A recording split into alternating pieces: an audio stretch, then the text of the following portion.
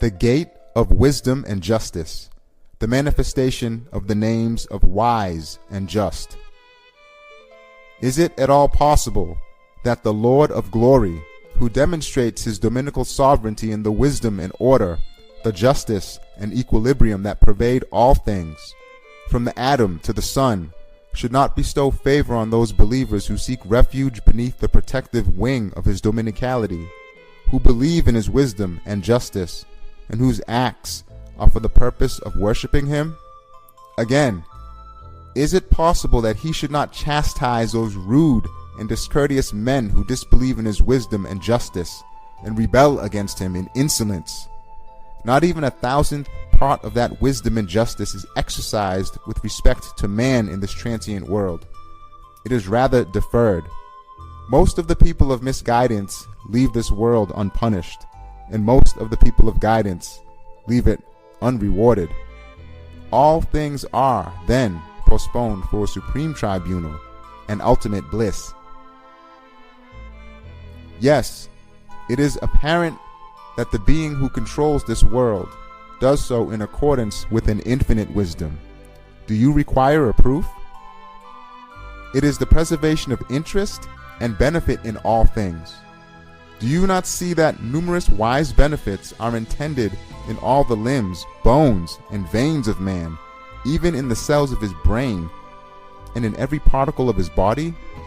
Do you not see that from certain limbs, wise benefits are to be had as numerous as the fruits of a tree? All of this shows that matters are done in accordance with infinite wisdom. The existence of the utmost regularity in the making of all things is a proof of the same truth. The compression of the exact program of development of a beautiful flower into a minute seed, the inscription on a small seed by the pen of destiny of the scroll of deeds of a tree, its life history and list of equipment, show that a pen of utmost wisdom is at work. The existence of a high degree of fine artistry in all things proves that there exists also the impress of an infinitely wise maker.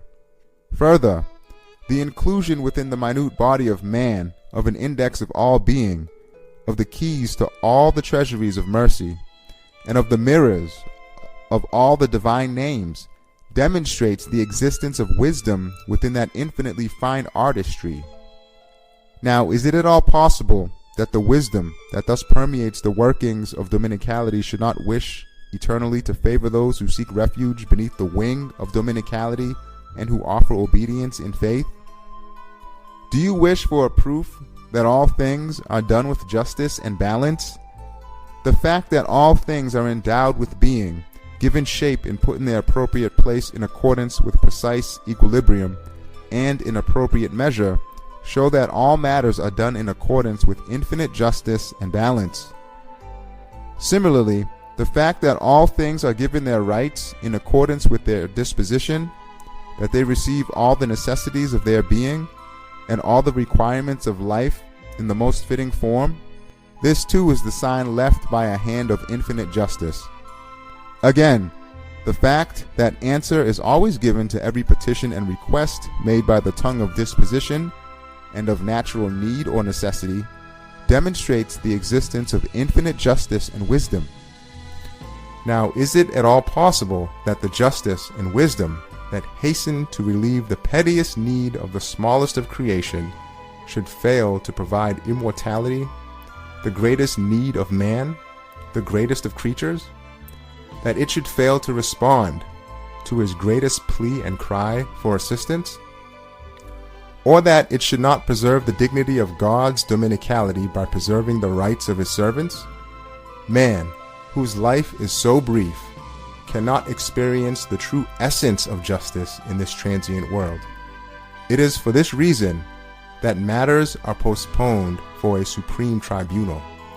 For true justice requires that man, this apparently petty creature, should be rewarded and punished, not in accordance with his pettiness, but in accordance with the magnitude of his crime, the importance of his nature, and the greatness of his function. Since this passing and transient world is far from manifesting such wisdom and justice for man, who is created for eternity. Of necessity, there will be an eternal hell and everlasting paradise of that just and awesome possessor of beauty, that wise and beauteous possessor of awe.